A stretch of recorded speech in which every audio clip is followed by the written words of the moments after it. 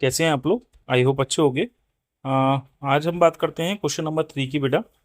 देखिए question number 3 जो है, ये देखिए क्वेश्चन नंबर 3।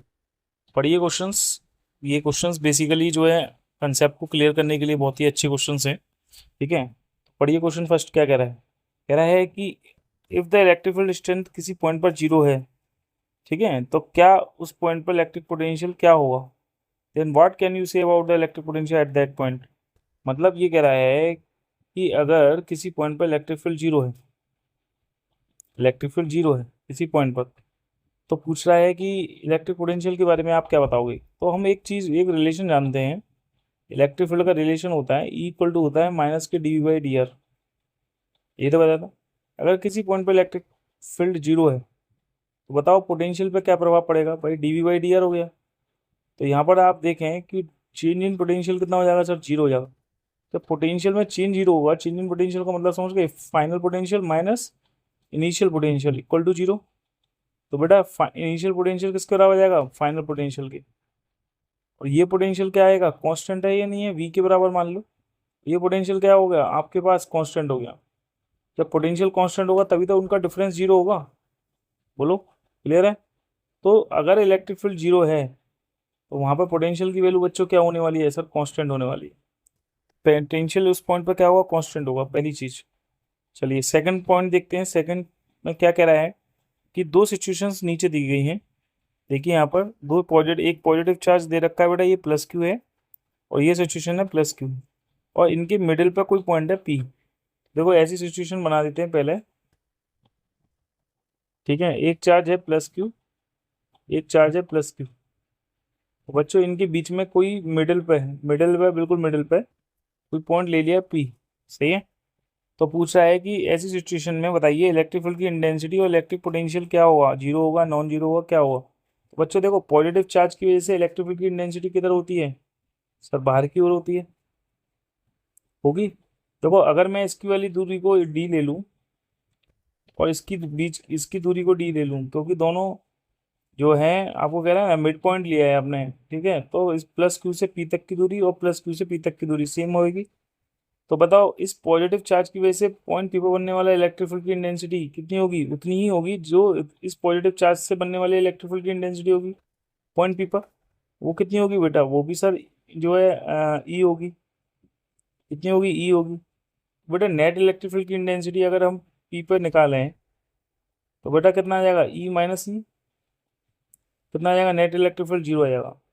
सही है। अगर हम इसी चीज को, अगर मैं यहाँ पर पॉइंट पी पर पोटेंशियल निकालूं एट पॉइंट पी पर, ठीक है, तो जाहिर सी बात है तुम लिखोगे सर इस पॉजिटिव चार्ज की वजह से बनने वाला पॉइंट पी पर इलेक्ट्रिक पोटेंशियल प्लस इस पॉजिटिव चार्ज की वजह से इस पॉइंट पर बनने वाला इलेक्ट्रिक पोटेंशियल। तो वो कितना हो जाएगा सर, के क्यू बाई डी प्लस के क्यू बाई डी हो जाएगा।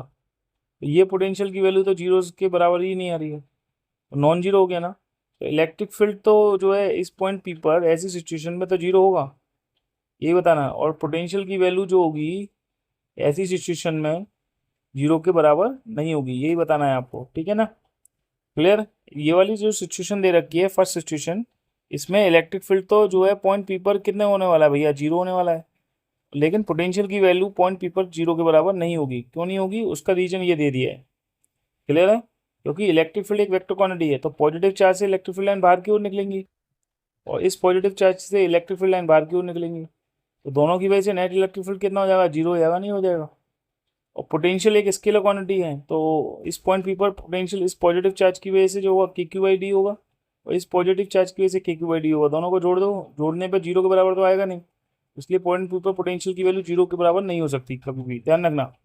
अब दूसरी सिचुएशन में कह रहा है कि अगर एक चार्ज पॉजिटिव ले लिया जाए और दूसरे चार्ज को नेगेटिव ले लिए जाए, तो बताइए पॉइंट क्यू पर पोटेंशियल की वैल्यू और इलेक्ट्रिक फील्ड की वैल्यू क्या होगी।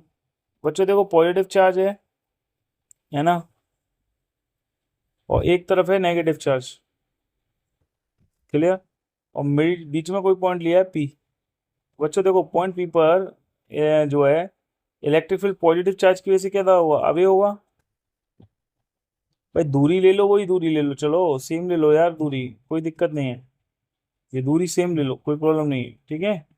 अब मुझे बताओ इस नेगेटिव चार्ज की वजह से इलेक्ट्रिक फील्ड किधर होगी सर? इधर ही होगी, इसी की ओर होगी। तो दोनों इलेक्ट्रिक फील्ड की इंटेंसिटी एट पॉइंट पी पर कितनी हो जाएगी बेटा? ई प्लस ई कितनी हो जाएगी सर? 2 ई हो जाएगी। तो आपने क्या देखा कि पॉइंट पी पर इलेक्ट्रिक फील्ड अब की बार जीरो के बराबर नहीं आ रहा, जीरो के बराबर नहीं आ रहा।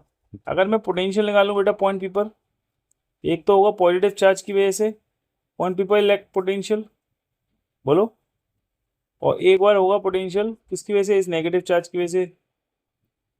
तो बच्चों देखो यहाँ से प्लस के क्यू बाई, यहाँ से यहाँ तक की दूरी कितनी है? ये है डी, प्लस के इंटू यहाँ से यहाँ तक की दूरी भी डी है, ठीक है, मिड पॉइंट लिया है ना इसलिए दूरी सेम ले ली है। तो के क्यू बाई डी माइनस के क्यू बाई डी। तुम क्या देख रहे हो सर? पोटेंशियल जीरो आ गया। क्या आ गया? पोटेंशियल जीरो आ गया। भाई पॉइंट पी पर पोटेंशियल की वैल्यू कितनी आ गई? नेट पोटेंशियल की वैल्यू जीरो आ गई। इस वाली सिचुएशन में तो इलेक्ट्रिक फील्ड की वैल्यू जीरो के बराबर नहीं होगी, लेकिन हाँ पोटेंशियल की वैल्यू क्या हो जाएगी? जीरो के बराबर हो जाएगी।